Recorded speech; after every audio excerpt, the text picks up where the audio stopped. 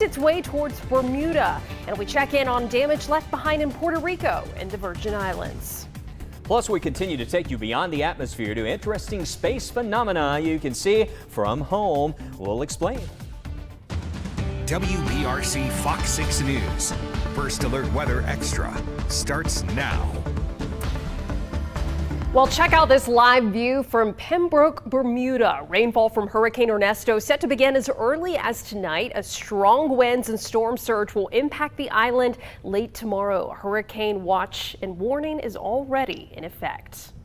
Ernesto on the way. I'm glad to be joined again, Lauren and Tania, you guys joining me. We were talking earlier about just all the different, not only Ernesto, but kind of switching gears here. You were talking about some things happening in the night sky this week. We started out, we had auroras. Now we're talking about when you can see the planets. And we have a supermoon coming up next week that we're going to be talking about. So stay tuned. Some interesting stuff right here we're going to share with you on Weather Extra. But we have declared a first alert weather day, and that's what we want to get right to at the moment this afternoon. We actually had, here's the proof. You get the Weather Extra seal of approval on where we found the rain today. It did happen in Oxford. Brandon Steele shared this photo of some showers there in the Oxford area. So here's the proof. We did get a little bit of rain out there today. It wasn't a lot, but I know for a lot of us, we really need that rainfall. I've been hearing from you out there, and hopefully over the next couple of days, we'll have some showers and no severe storms, but that possibility, unfortunately, it is there. But hopefully we just get some beneficial rain. You can see as we look at temperatures, we're in the 90s. We're heating up. It's hot. 95 in Tuscaloosa. We are under heat advisories for tomorrow, and as we heat up, we have the triple-digit feels-like temperatures. That's going to lead to a chance for strong to severe storms into the afternoon and evening. So with all those impacts in the forecast, we have declared a first alert weather day. Certainly one of the more impactful days of the week out there. And you can see tomorrow, this is, again, look at that map there showing those storms dropping in from the northwest. 1 o'clock until 9 o'clock in the evening, scattered strong to severe storms possible after we heat up. Watch out for that possibility. I think damaging wind gust is the main concern with any severe storms that develop, but just always keep in mind all storms produce lightning, is not just severe storms. So even if you don't see a severe thunderstorm warning, sometimes you get those afternoon pop-ups, you get some intense lightning, gusty winds. That is certainly a possibility. But also the drought monitor today still showing those areas to the northwest. It just seems like even though we have storms at times, this area will not let up on that drought monitor. Hopefully we'll get some beneficial rain places like Jasper and down into Fayette. You can see far northern Tuscaloosa County. That's right around Samantha and New Lexington, and also over around Reform and Lamar County. We did have a little bit of rain measured. I noticed Rick Freeman, our weather watcher in Piedmont, today checking in with 2/100 of an inch of rain. Today, sunset time 7:41, and just in case you are wondering, September 1st, that sunset time at 7:12, and then down to 6:30 there in October. And I know meteorologist Lauren Linehan's looking forward to some of that fall weather as we move ahead. But right now we've been dealing with that summer heat coming back, but also what we call a very active northwest flow pattern that we're in. And Lauren, you're going to explain. Yeah, Wes, we talk about it so much here with the First Alert Weather Team. You probably hear us saying that and you're like, what are those crazy meteorologists talking about now?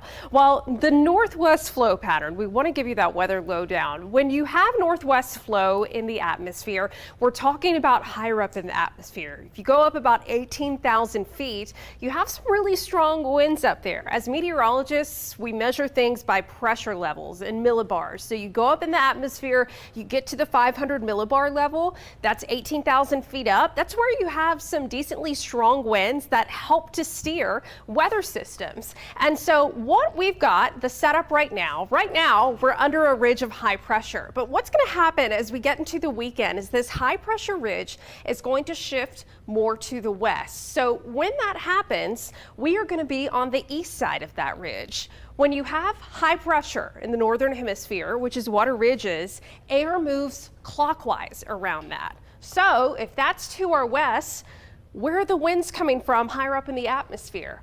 from the northwest. So basically this is called a steering pattern, and that's just looking at how winds in the mid and upper levels of the atmosphere can steer storm systems. And it doesn't necessarily have to be a full-blown storm system, but what can happen when you have northwest flow is you can have storms on the periphery of the ridge develop, and those can move from the northwest down to the southeast. You'll often hear a lot of meteorologists say northwest flow is a weatherman's woe because it's just so tricky to forecast. It's really hard to pinpoint, okay, when these storm clusters form to the northwest, when exactly are they going to be coming through? So that's why we kind of paint it with a broad brush a lot when we're talking about these storm clusters that we're forecasting in the days ahead. Right now it looks like tomorrow, possibly late afternoon and evening, but then still some questions about when and if those storm clusters will develop on Saturday and Sunday. We'll keep you posted here on Weather Extra. Tania? Well, Lauren, another big question that many people want answers to is exactly what does it mean when we say damaging winds? And what exactly that means? Well, damaging winds are categorized when we have winds that exceed about 50 to 60 miles per hour. These are those very strong winds that are capable of causing damage to property and even injuring people. So we just want to make sure that you are aware and that you know that damaging winds is something you don't want to be out and about in. So when we say, hey, a storm is capable of producing damaging winds, we're talking about winds that are greater than 50 to 60 miles per hour. But damaging winds also occurring in the path of Hurricane Ernesto. It's already dropped torrential rain on Puerto Rico and knocked out power to nearly half of the customers on the island. Fox's Weather's Nicole Valdez has more.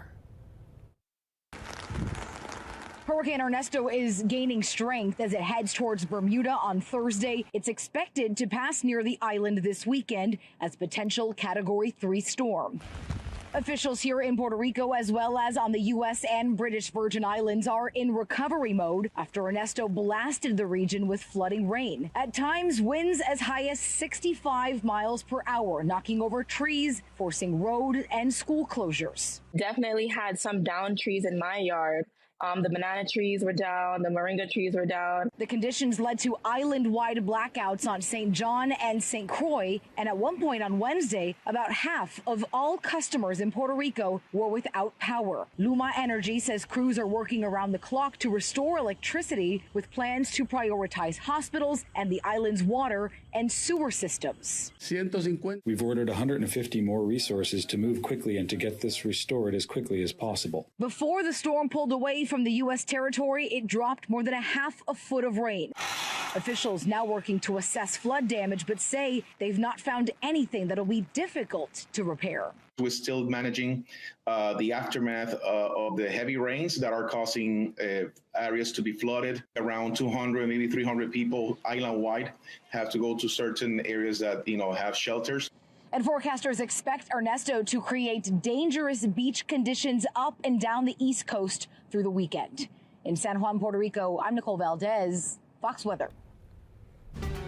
And coming up in 30 seconds, we take a quick check on your forecast, then take a quick trip to the beach where we'll learn all about the science behind rip currents. Don't go anywhere. You're watching First Alert Weather Extra, and we'll be right back.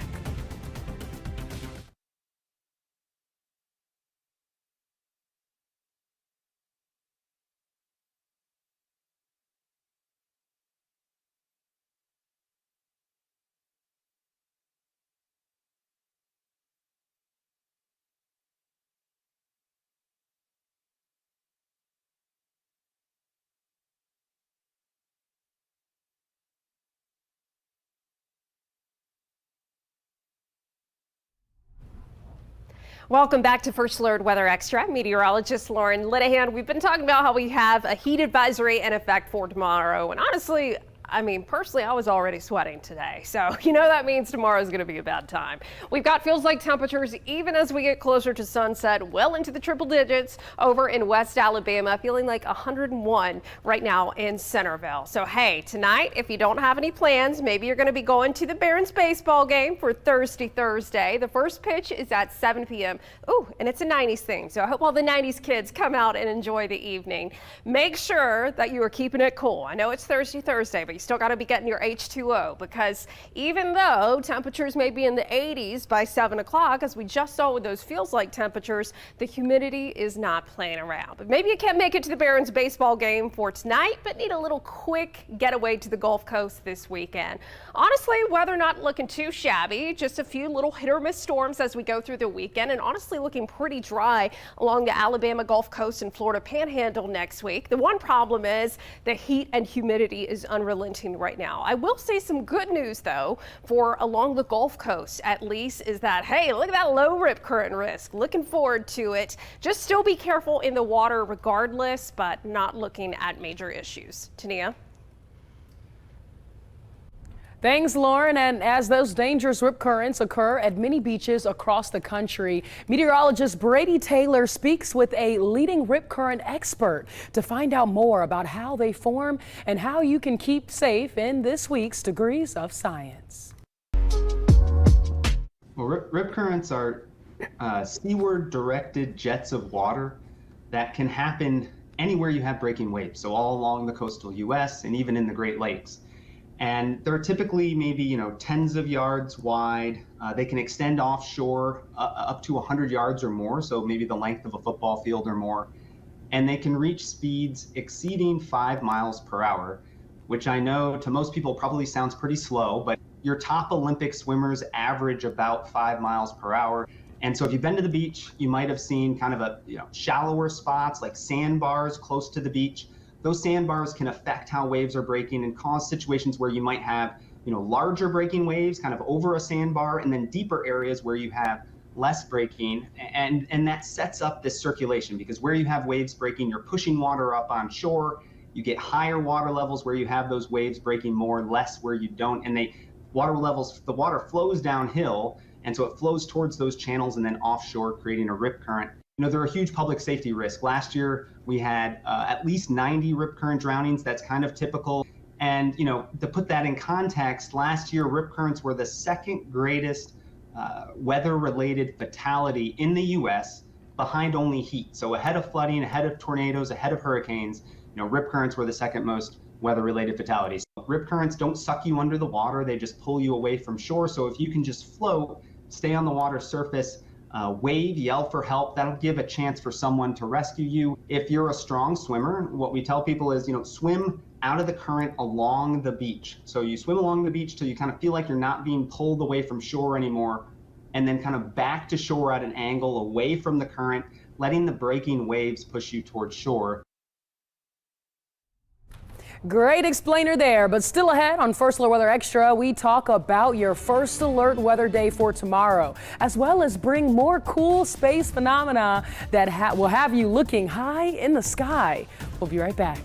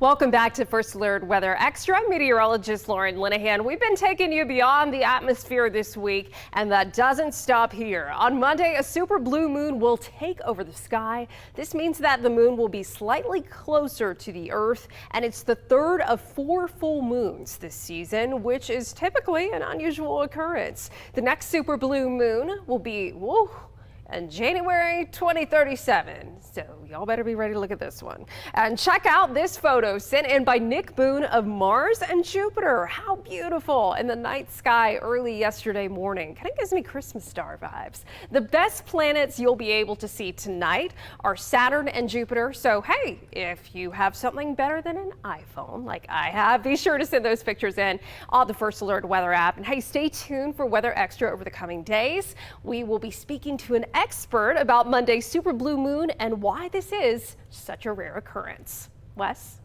All right, Lauren, and you were talking about that northwest flow. That's going to guide some of those storms our way, and that's why we had declared a First Alert Weather Day tomorrow for possible severe storms. And also we have that heat advisory that will go into effect tomorrow for heat index levels near 108 in the hottest areas. Won't be that hot for all of us, but certainly feeling hotter. This evening, I'm not seeing much rain at all.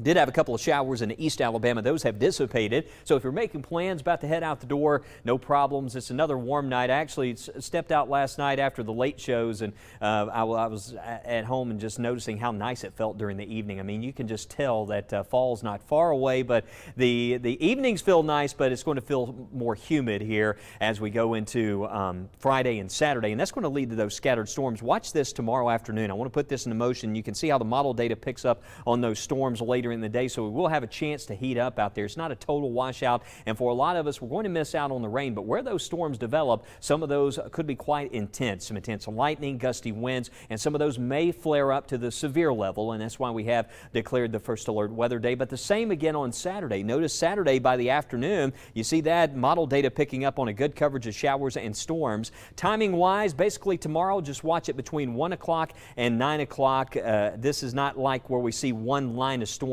move across the area, and that's going to be the case there. Watch the afternoons next couple of days, and even on Sunday we might see a storm drop south. But notice for tomorrow that heat index 105. But hey, check it out, by Monday and Tuesday and next week we trend a little bit cooler. Those daytime highs possibly in the 80s there by Tuesday. So even though it's going to be hot tomorrow, we will have some improvements down the road, and where we have that rain, certainly that will help us out as well. We were telling you about Ernesto out here over the Atlantic. Impressive view from space, and yes, that system is moving towards Bermuda. Could become a Category 2 hurricane as it moves north. A lot of the unsettled weather that I'm talking about for the weekend that's going to move south across our area, I think a lot of that could settle in over the Gulf of Mexico towards the middle of next week, and that might be an area we sort of need to watch. But as of right now, Ernesto is the only system that we're actively monitoring in the tropics. As for our area, notice those highs a little bit cooler on Monday, and again, keep in mind with those storms next couple of days, that's really going to knock down the temperature where those do pop up. But stay alert, because we will have some strong to severe storms in the mix over the next couple of days, some gusty winds,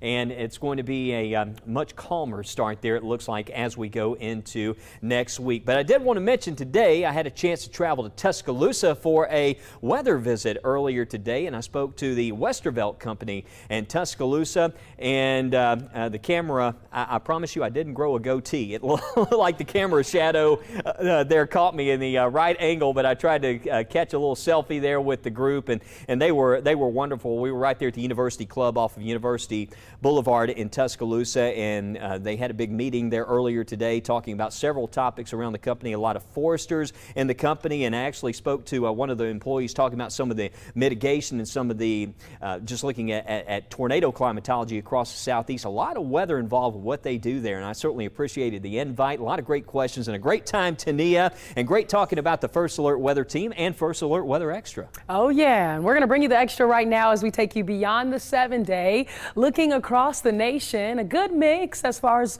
that precipitation precipitation outlook. Some states seeing more above average rainfall as we get closer to the end of this month, August 21st to the 25th. The Pacific Northwest being one of those areas across the nation dealing with above average rainfall, including parts of Denver, Colorado. And then notice how a lot of those central states in the Midwest dealing with below average rainfall. And that includes many of our counties here across central Alabama. Notice though, as we look further down south and east, more near average rainfall. But next week is trending a little bit drier. So maybe we'll see some drier days ahead of us as we close out the end of this month. Maybe you can sneak in a few pool days here or there and even some more lake days before we start to cool off and head into the fall season. But 6 to 10 days, temperatures talking about how hot it could be. Looking at August 21st to the 25th across the U.S., it looks like some portions of the West Coast dealing with the below average temperatures. Some of those central states and West Coast states dealing with above average temperatures like Colorado and Nevada and down towards New Mexico and Texas. But we're kind of split all across central Alabama as we get closer to the end of this month. A lot of those northern counties across central Alabama dealing with below average temperatures the 21st through the 25th. Some of those central counties like Walker, northern Tuscaloosa, Jefferson, parts of Shelby, Talladega, Clay dealing with more near average. But as we look further down south and west like Sumter, Greene, and even Hale County in the southern portions of Pickens and Tuscaloosa County, well, they could be dealing with the heat, above average conditions as far as those temperatures. But that's another look here at the Super 7-day forecast. But don't go anywhere because we will have another look at that 7-day. Plus, take a look at some of your lovely weather photos. You're watching First Alert Weather Extra, and we'll be right back.